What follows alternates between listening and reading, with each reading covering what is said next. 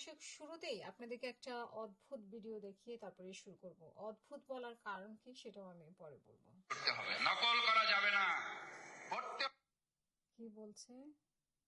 আমাদের গাড়ির পিছনে দৌড়ে লাভ হবে না, আমাদের দেশের পেছনে ছুটতে হবে। নকল করা যাবে না, করতে হবে। এই ডায়লগ দিয়ে আমাদের তরুণদেরকে এখন টোড়ার মুখে পড়েছেন। বালেন্দ্র শাহ পাই নাই, আমরা পেয়েছি আমাদের উপরে চাপিয়ে দেওয়া একজন বাইরে থেকে এসে প্রধানমন্ত্রী। প্রবন্ধকার বাংলাদেশ, ভিয়েতনাম, থাইল্যান্ড, দক্ষিণ কোরিয়া, ভারত সুযোগগুলো দিয়ে পায় নাই, এটা কার দোষ? এটা কি বিএনপি দোষ? বালেন্দ্র শাহ তো হতে পারেনি কেউ।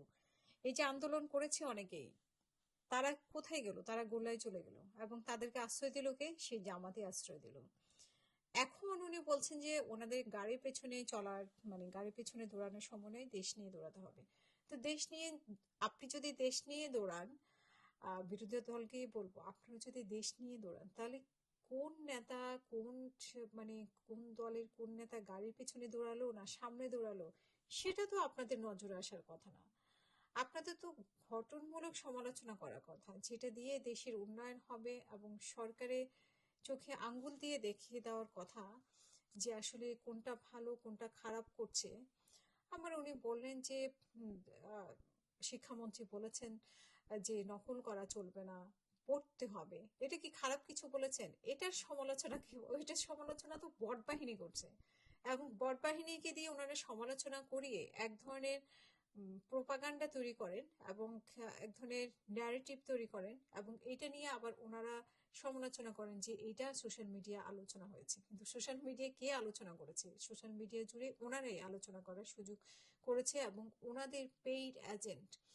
আমি বলবো না যে শুধু বট বাহিনী জামাতে আছে, বট বাহিনী বিএনপিতেও আছে। এখন আসলে বট বাহিনী দখলে চলে গেছে সোশ্যাল মিডিয়া। আমরা যখন সোশ্যাল মিডিয়ায় কাজ করা শুরু করেছিলাম তখন সোশ্যাল মিডিয়াতে আমরা মাত্র কয়েকজন কাজ করেছে, হাতে গোনা কয়েকজন। শেখ হাসিনার সময় এইসব বট বাহিনী ছিল না, কেউই ছিল না। কিন্তু এখন 5ই আগস্টের পরে অনেক বট বাহিনী এবং পেইড এজেন্ট, তাদেরকে এরকম ভাবে এজেন্ডা দিয়ে দেওয়া হয় যে কোনটা কখন নিয়ে সমালোচনা করবে এবং সেগুলোকেই এক ধরনের ক্ষেত্র তৈরি করে রাজনীতিবিদরা সেটাকে অস্ত্র হিসেবে ব্যবহার করছে। প্রথমেই কাজে লাগাচ্ছে আপনার বট বাহিনীকে, তারপরে সেটাকে একটা রূপ ধারণ করে আলোচনার বিষয় তৈরি করে বলবে যে এটা নিয়ে দেশে আলোচনা হচ্ছে। আসলে আলোচনাটা যে তারাই তৈরি করেছে তাদের পরিকল্পিত ভাবে, সেটা মানে আমরা 5ই আগস্টের পরে জামাতের বট বাহিনী দিয়ে শুরু আমার মনে হয়। তারপরে এখন বিভিন্ন দলের বট বাহিনী, যেহেতু এই বট বাহিনীকে দিয়েই বট বাহিনী হ্যান্ডেল করতে হয়,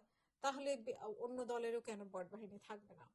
তো আমার কথা হচ্ছে যে আবিদ যদি গাড়ির পেছনে দৌড়ায়, তার নেতাকে ভালোবেসে গাড়ির পেছনে দৌড়ায় বা গাড়ির সামনে দৌড়ায়, সেটা তার ব্যক্তিগত ব্যাপার। এটা এখানে তো দেশের কোনো ক্ষতি হচ্ছে না, মানে এখানে তো কোনো দুর্নীতি হচ্ছে না। এখানে তো কেউ কে কাকে কিভাবে সম্মান করবে, দৌড়ায় সম্মান করবে না বসে সম্মান করবে না দাঁড়ায় সম্মান করবে না পাশে থেকে সম্মান করবে, সেটা তার বিষয়। তার নেতাকে সে কিভাবে করবে।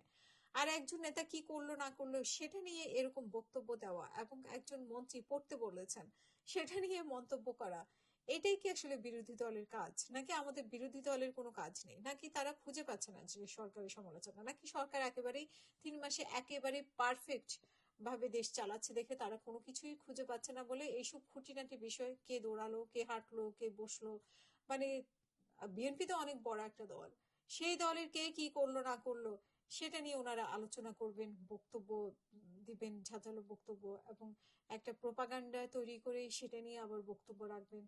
এটা কি আসলে আমাদের বিরোধী দলের এখন কাজ? নাকি আসলে তারা কোনো কাজ খুঁজে পাচ্ছেন না? কি করবেন?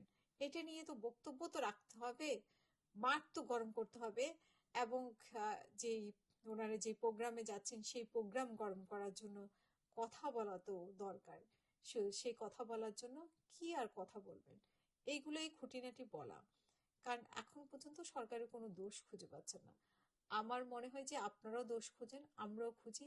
আমরা সরকারকে পারফেক্ট করার জন্য কাজ করি। কে কার পিছনে দৌড়ালো কে কার সামনে দৌড়ালো সেটার নিয়ে পড়ে না থেকে বরং দেশের জন্য কাজ করি।